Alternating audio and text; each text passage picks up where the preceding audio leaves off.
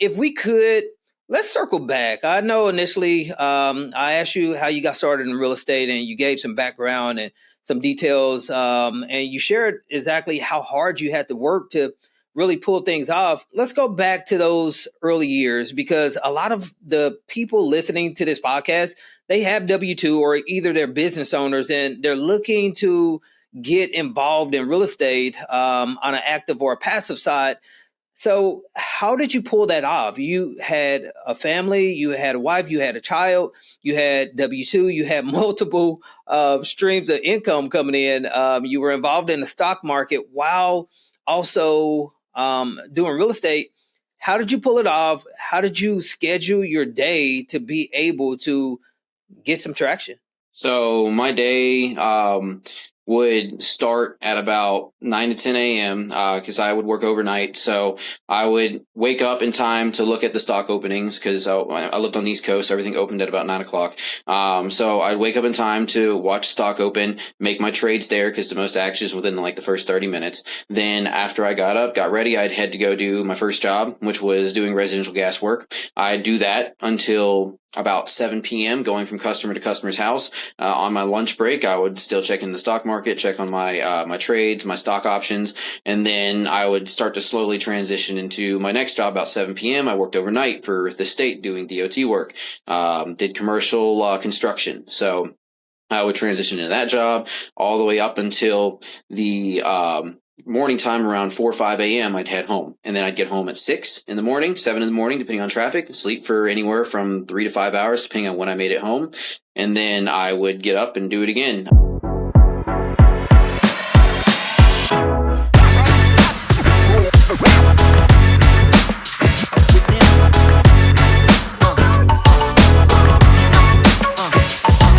Welcome to the Moonlight Real Estate Side Hustle and Syndication Show. I am your host, Eric Lindsay.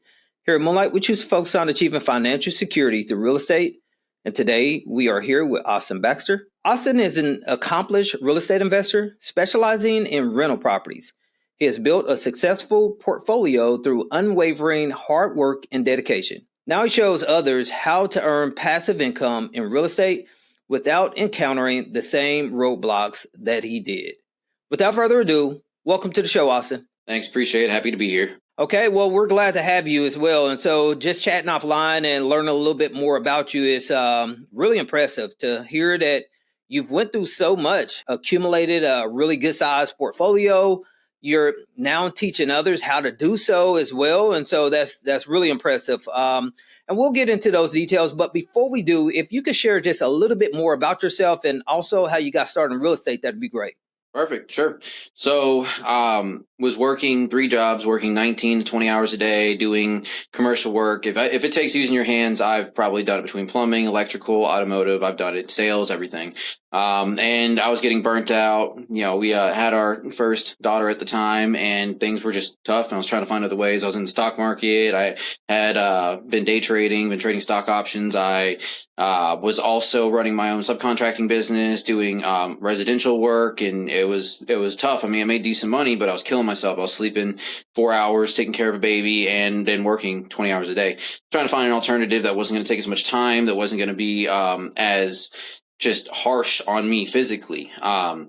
So I started getting into real estate, had a good family friend that kind of introduced me into it. And she also has a large portfolio that she does the BRRRR method with. And I tried a couple different things, got into trying to do some turnkey properties. It was expensive. It works if you have money, but it can be expensive, and it's easy and quick. So I started getting into using hard money, using credit lines, using lines of credit to basically use the BRRRR method, where I'm buying properties that need a little bit of work, fixing them, then refinancing them after they're rented, getting all that capital back, and then running it back into the next deal, and just continue doing that one by one until I was comfortable enough to do it 2 by 2, started getting additional funds, additional credit lines, a HELOC, do 4 at a time, and I'm doing this every 30 to 60 days, and just kept scaling from there over the past 3 to 4 years, and got to the point where I started introducing commercial. I started learning how to do new builds, permitting, the whole 9 yards on that, how to do industrial, and I started teaching. Had a about now 115 students, 150 students plus, and I am teaching them how to use the BRRRR method, how to buy in different markets, single-family homes, commercial if they want, how to flip, how to do whatever is best suited for them and what they feel most comfortable with. But I try to work them through the entire process of how to find the deals, how to set up their LLC, who to work with, contractors, inspectors, real estate agents. Try to give them everything they need to get the ball rolling and start out the same way without making the same mistakes I did, because it can be expensive. I agree with you. I made a ton of mistakes in the beginning myself. And so I wasted tons of cash. I tried to scale way too fast and lost a lot of cash in the process and created a ton of debt along the way. And so it's all about learning from your mistakes and getting connected with people like yourself that have made those mistakes before them and can help them avoid some of the mistakes. People are still going to make some mistakes along the way, even with a coach, but you don't have to make as many as we did. And so that's really good that you're giving back and helping your students in a way that you have. So let me ask you a question. How many properties are you up to currently now? So getting ready to cross 130 units now. I've slowed down as far as the single family homes go because I'm trying to focus more on diversifying. Again, I came from the stock market. I'm used to diversifying. You put all your eggs in one basket, it burns down, you have no eggs. So I try to put them all over the place. So that's spread out between residential, commercial, and industrial. And so I'm trying to expand in some areas that cost a little bit more money to get started, but the return is much higher. So I'm just trying to expand a little bit in different ways. And you mentioned several methods in which you were using and utilizing to be able to purchase properties with. Can you share some of those methods and how a person as of today can get involved using those same methods? Sure, absolutely. So there's a couple different loan programs you can use. You can use conventional or you can use commercial. Commercial would be like your turnkey properties, a DSCR loan, where they're just going to look at the rent and they're going to look at your credit. And as long as the property is going to rent enough to cover the debt, and as long as your credit is above a 620, qualify, and you can buy the property turnkey. If you want to do a property that needs some work, where you're going to buy it and renovate it, you can do hard money. You can get lines of credit, business lines of credit. You can get an SBA loan. I mean, there's lots of different options that you can work with to get these properties, get them started, and then refinance money out and go for the next deal. There's also conventional. You can do Fannie Freddie loans. For people interested in multifamily, they have loan programs that actually help people get into these multifamily homes, and you can do what's called house hacking. Get a house that is like a quad unit. You live in one, rent the three, live there for free, or live there and make a profit. So lots of options. Okay, so that brings to mind for me, do people need money to get started with real estate, or what is a fair amount that a person should bring to the table if they're looking to get involved within real estate? So if you're wanting to just do turnkey, it's going to cost you between $15,000 to $25,000 a property with closing costs, everything wrapped up. If you're wanting to get into it with less money, if you have good credit, you can go get what's called a credit stack or get credit lines where you can get approved for about 75 to 100 grand of credit lines to use for your investments. And if you do that, you have to use the BRRRR method so you can get the money back out to repay those credit lines. But that's another way that you can continue to scale. So you either have to have the startup funds for turnkey or have the credit to get into credit stack, or you can do what's called seller finance or hard money, which has a lower threshold, a lower expense. They're just not as common, so you have to work a little bit harder to find good deals. Okay. And as far as the BRRRR method, where's the BRRRR method at currently? I know the interest rates are a little bit higher, and so there's been a lot of people that have been pulling away from the BRRRR method due to the interest rates.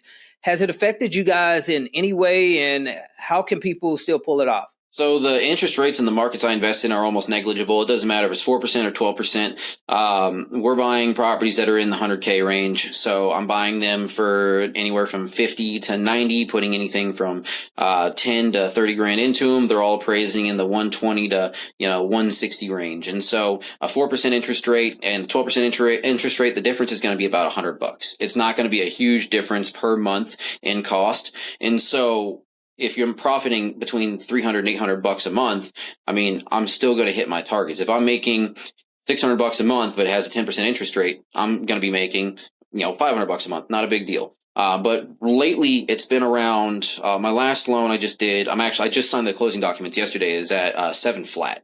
For 2 property refi out of 5. I had to separate them because of the properties, but 2 properties out of 5, getting pretty much all the funds back, and I only need to do 70% of the value. I don't have to do the full 80% because they appraise so high. So it doesn't make a huge difference for me. Okay, great. Yeah, there's been a lot of people that's been really speaking in a pessimistic tone when it comes to the BRRRR method with the higher interest rates, and there's individuals that are really trying to get people to avoid getting into a BRRRR because they're saying that the numbers just don't work as of right now. So that's great that you guys are still able to pull it off, and you're having great success at it. So, hey, Austen, if we could, let's circle back. I know initially I asked you how you got started in real estate, and you gave some background and some details, and you shared exactly how hard you had to work to really pull things off. Let's go back to those early years, because a lot of the people listening to this podcast, they have W-2 or either they're business owners, and they're looking to get involved in real estate on an active or a passive side. So how did you pull that off? You had a family, you had a wife, you had a child, you had W-2, you had multiple streams of income coming in. You were involved in the stock market while also doing real estate. How did you pull it off? How did you schedule your day to be able to get some traction? So my day would start at about 9 to 10 a.m. Because I would work overnight. So I would wake up in time to look at the stock openings because I lived on the East Coast. So everything opened at about 9 o'clock. So I'd wake up in time to watch stock open, make my trades there because the most action is within like the first 30 minutes. Then after I got up, got ready, I'd head to go do my first job, which was doing residential gas work. I'd do that until about 7 p.m. going from customer to customer's house. On my lunch break, I would still check in the stock market, check on my my trades, my stock options, and then I would start to slowly transition into my next job about 7 p.m. I worked overnight for the state doing DOT work, did commercial construction. So I would transition into that job all the way up until the morning time around 4 or 5 a.m. I'd head home, and then I'd get home at 6 in the morning, 7 in the morning, depending on traffic, sleep for anywhere from 3 to 5 hours, depending on when I made it home. And then I would get up and do it again 5 days a week. On the weekends, I would work on my own subcontracting business, doing residential work. I would do electrical, plumbing, anything I could pretty much put my hands on, which fortunately for me, the company I did the residential gas work for, they were totally fine with me working with their customers outside of the gas work. So that helped me build my business there. Wow, that's amazing. And as far as family, how did you structure the activities with the family? Was there much interaction at that point? And was there any issues that was voiced or concerned from other family members during that period of time? Oh, absolutely. I was killing myself because I was also doing tree work on the side to try to make additional money, which was dangerous. I was doing that on the weekends. I was good at it, but I was so tired I was falling asleep. I fell asleep in a tree with a chainsaw. I almost cut my leg open. So I had to quit that. I had to drop that job. I did it for almost a year. On top of everything else, it was good money, but I had to drop it. So that was the first concern that, hey, you're going to kill yourself. You're driving home. You're dead tired. You don't have time with the kid. You know, you're home for like maybe 30 minutes to an hour a day when you're dealing with the stock market. So you're not really there.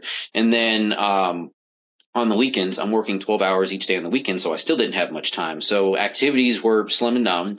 I think vacations were slim to none. And so there just wasn't any time for anything. I didn't have time for family. I didn't even have time for myself. I barely had time to eat. I was eating while I was driving everywhere. That was the only time I had to eat.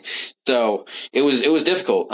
So I had lots of concerns voiced from family, from my dad, concerned that something was going to happen to me, or my wife concerned that, you know, she was going to wake up and I didn't make it home because I'm driving an hour and a half in each direction, and driving falling asleep is worse than driving drunk. I mean, it's crazy. Can't tell you how many times I've looked up going down the highway and be like, where'd the last 30 miles go? So yeah, definitely not great. And that's where I decided to make that transition to something that could replace a lot of that income and not take as much time. Okay, and so how long did you carry on like that with those type of activities, and when did you get your big break? How long did it take you to be able to go full-time into real estate? So 3 years is how long I did that overnight. I did it for 3 years. And the big driving point was I was on my way home. I was tired. I had like a big lunch bag full of like mandarins. I was just peeling and eating while trying to get home so I could stay awake.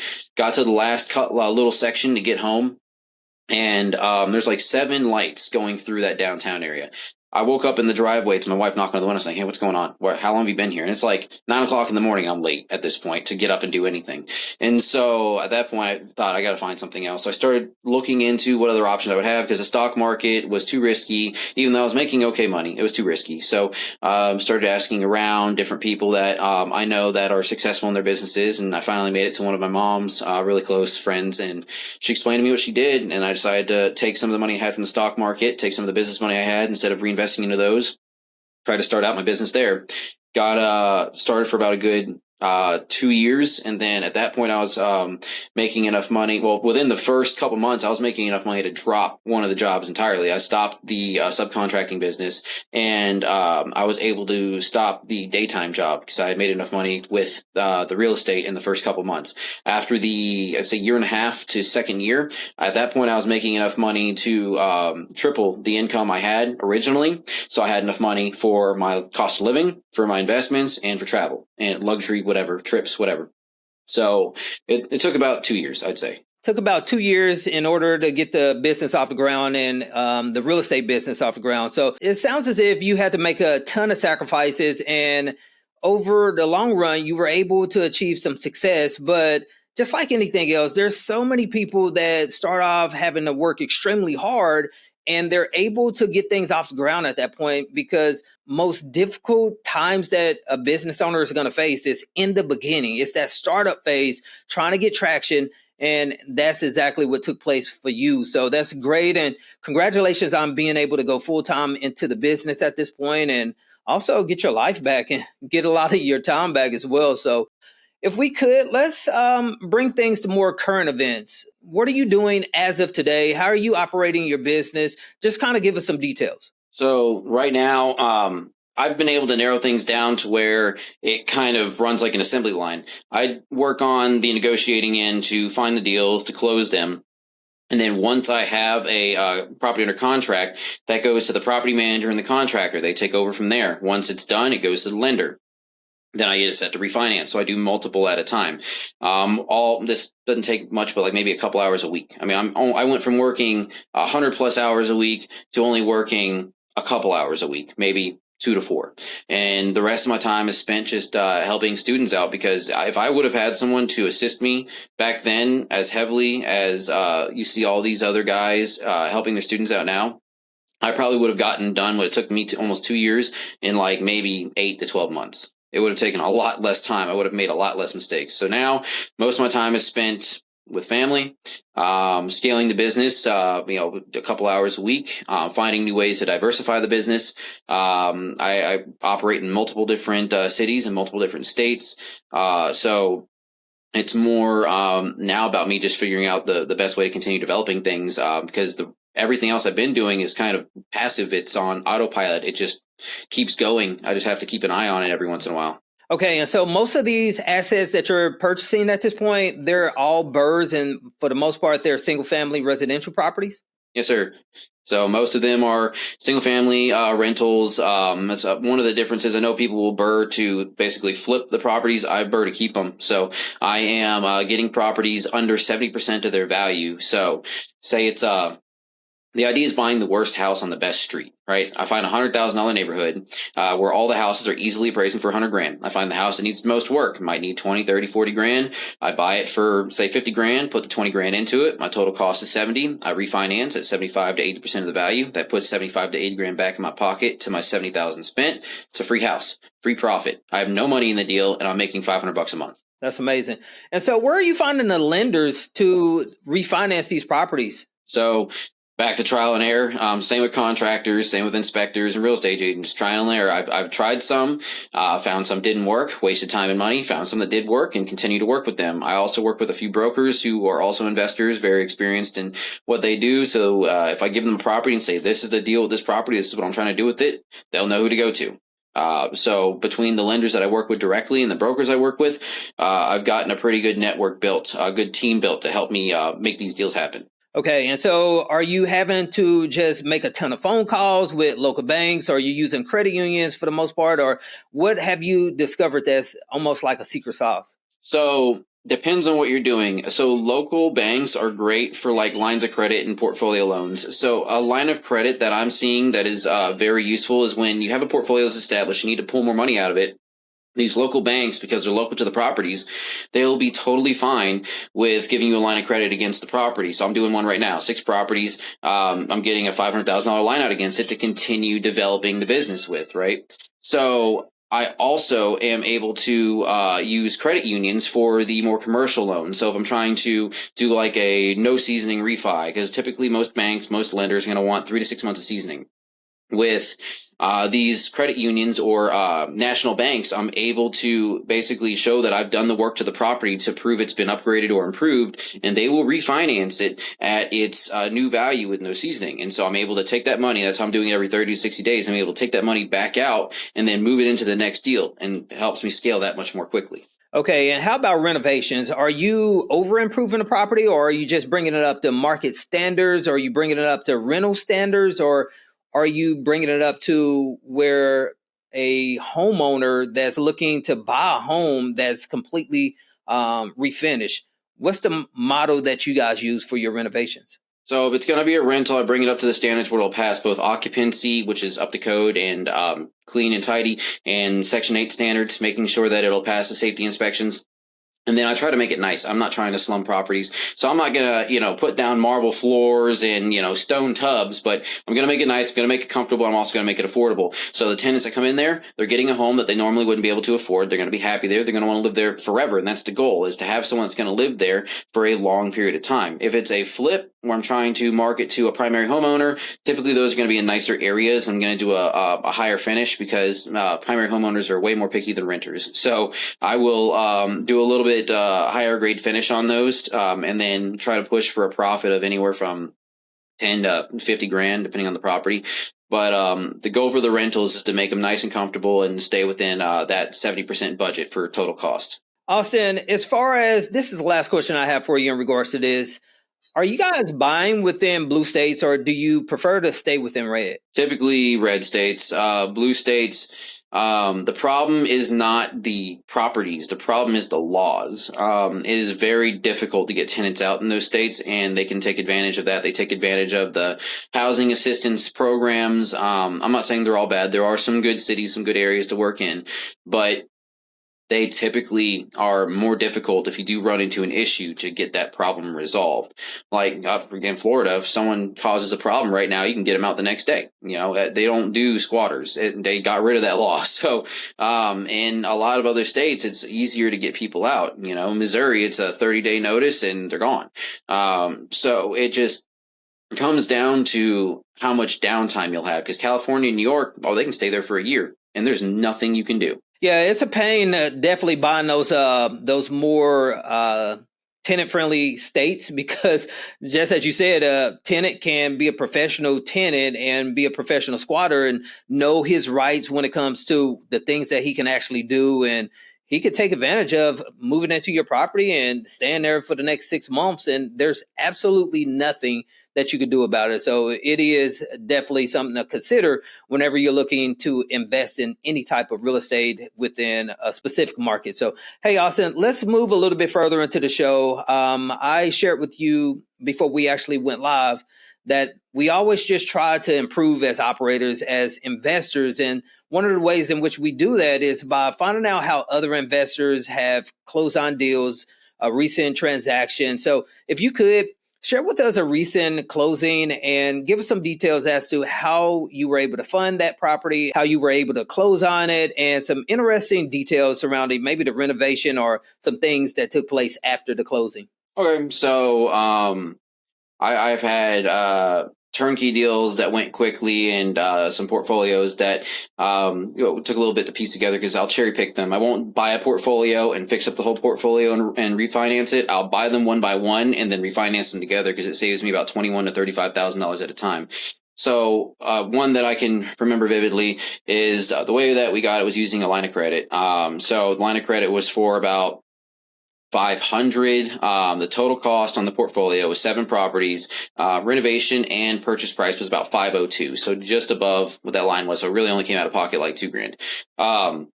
The total portfolio appraised for $888,000. So I was able to pull out. I could have pulled out like $680,000. I could have made a profit of like $179,000 if I wanted to, but that would have killed my cash flow. So I wanted to keep an average of $530 of profit per property.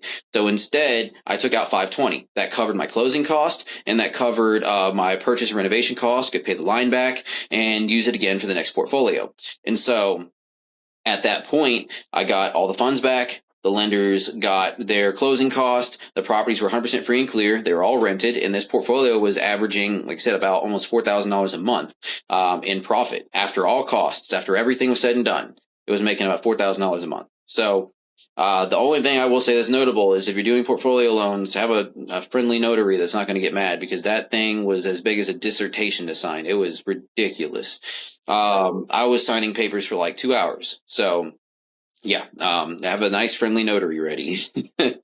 Okay, yeah, you're right. Whenever you're going and dealing with any transaction, real estate related, if it's going to be a tedious process, you're going to have a ton of paperwork that you're going to actually have to sign. And so I can only imagine with that many specific properties in one transaction, it would be a complete mess. Could you share with the audience exactly how that BRRRR model works? So how would you complete that from locating the property all the way to closing on it, the renovation, getting it rented out, and then the refinancing process?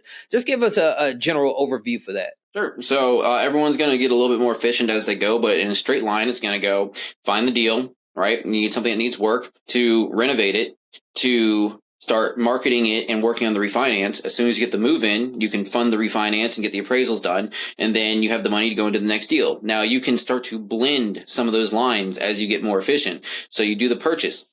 While you're waiting to close, you can start marketing the property. You can use the closing photos, or if you can get good enough photos of the property, you can start marketing it tenants ahead of time. Then when the renovations are done, you can schedule the inspections and already start the refinance. That way you can shave it down from 60 days to 30, 45 days, depending on how close together you can tie everything and how quickly you can get someone to move in.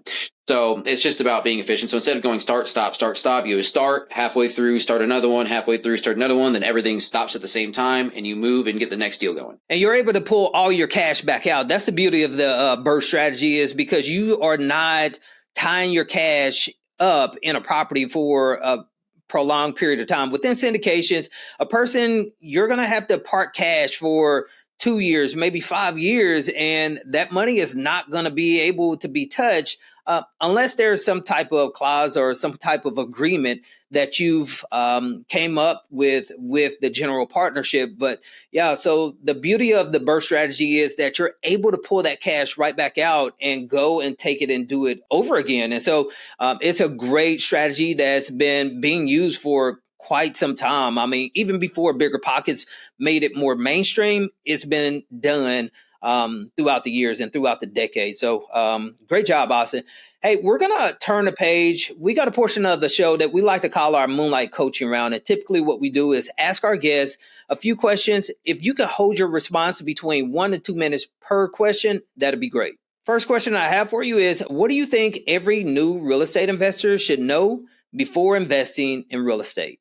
You should know the cost and you should know the risk, just like any investment. But the biggest thing is understand how to create your LLC, what market you're going to get into. Don't just like listen to anybody. Don't just make an LLC and start buying stuff and spending money. Look into it. Don't take anyone's word. Don't even take my word for it. Look into it. Do the research. Watch videos. Read a book. You really need to understand what you're doing. Because if you come into a situation where you don't understand what's going on or how to fix it, and the person that's been helping you doesn't know how to do it either, now what are you going to do? So try to understand what you're doing. Try to take some easy deals first. Ease yourself into it. Don't go full tilt. Yeah, I love when people say don't trust even me, because a person needs to get educated for themselves instead of just depending on another person to spoon feed them or hold their hand through the entire process, which is great and which is a great resource. You want to be educated for yourself, because if that person disappears or if he's no longer available, you have to have the knowledge for yourself. And so that's a great piece and that's a great answer.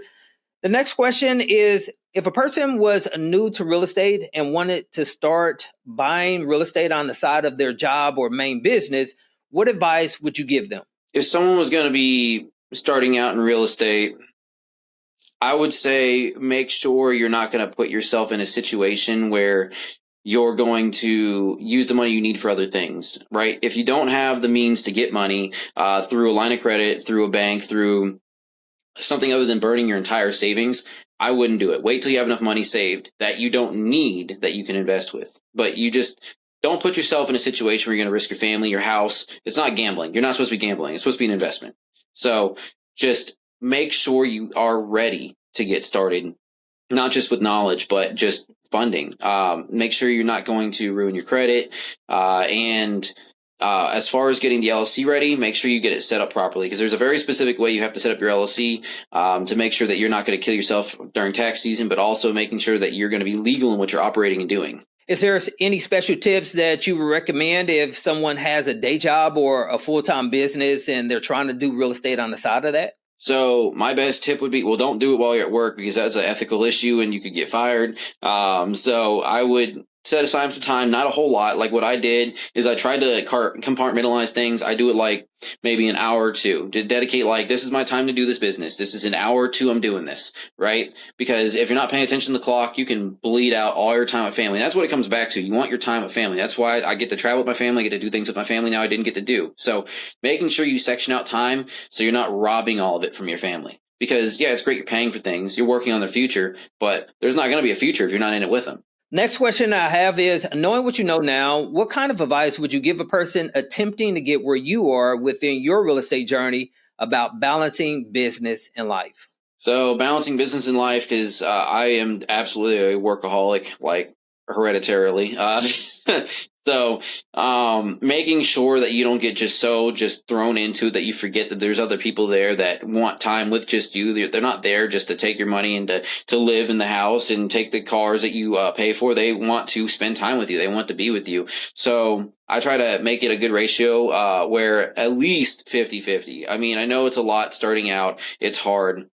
But there's 24 hours in a day. If you can work 8 hours at a regular job, come home and put 4 hours into your business, and then have the other, 8 to 12 hours with family. I mean, you got to sleep sometime, but at least have some time with family. Then I think that would be fair. Some people just don't pay as much attention as they should. They let time slip by. And I mean, I missed some important stuff. Don't let yourself do it. And then it's also key not to veg out just staring into the TV or scrolling through Instagram or TikTok, et cetera. You want to make sure that the time that you do have that's extra, you're contributing it and aiming it, directing it at something specific like family time or so. That's a really great answer that you gave.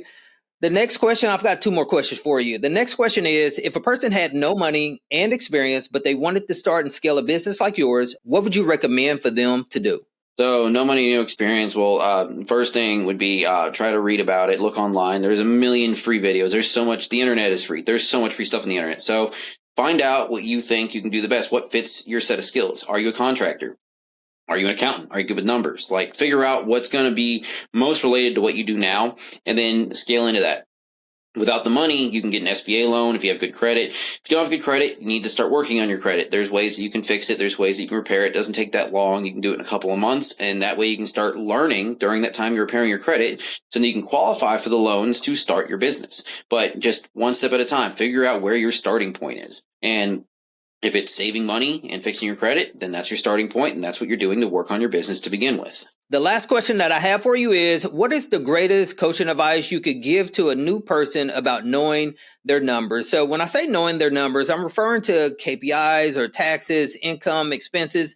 What kind of advice would you give a person about knowing their numbers? So knowing your numbers means not using these fairy tale inflated numbers that you see people going about. Don't believe this crap where people saying they're making $1,000 a month, $2,000 a month, going off of FMR charts, going off of calculators that are, proprietary, right? You need to go off of information that is real. Go do it for yourself. Find a Zillow listing, take the purchase price, figure out what that loan cost is going to be. Go to mortgagecalculator.com, calculate it out, see what your taxes and insurance is going to cost for you per month, right? Then see what it's going to rent for. And then you're going to be able to figure out, use Rent-O-Meter, use the market rent estimator, use these different tools that are free online. You can see, okay, my mortgage is going to be like $1,000 for this property. It's only going to rent for $1,300. I still have to pay for maintenance. I still got to pay for a property manager. Right now I'm negative $50 a month. So it doesn't work. So knowing your numbers is extremely important. Do not take people's fluffed up fake, social media numbers for it. You need to actually look at the real stuff. Yeah, so analysis is definitely going to be key. You have to know your numbers. You have to know how a property is actually performing, because if you don't, you could buy a bad investment and you could find yourself losing cash. Or if you're raising money for people, you could lose someone else's cash in the process. So, hey, Austen, great answers to each one of those questions. We're going to wrap things up. But before we do, if you could share a great personal development book or either a great business book with the Moonlight audience. So I'd say Rich Dad, Poor Dad is a really good book series that you can get into. It goes over a lot of different subjects like stock market, real estate investing, but there's a lot of subjects that it covers. So I would say that'd be a good starting place, and it gives you some inspiration too. Yeah, that was a great book for me. Just kind of looking at the two different roles, the worker dad and then also the entrepreneurial dad, and seeing how they both ended up and also the lifestyles that they were able to live. That was absolutely amazing. Austen, we want to thank you for coming out to the show. You've been a wealth of knowledge and you are an extremely hard worker. Thought I was a pretty hard worker until I met you, but that's good that you're able now to enjoy time with your family and also capture back your time after putting all that work in. If someone wanted to connect with you, is there a preferred method? Baxter's Rentals on Instagram, TikTok, Facebook, pretty much wherever you can find me. I'm on all socials, so you can send me a message and reach out. You can go to my website, is baxtersrentals.com. Schedule a call with me, send me an email, whatever works best for you. Okay. Well, Austen, once again, thanks for coming out to the show. We'll love to have you back anytime. Absolutely. Thank you so much. Great speaking with you.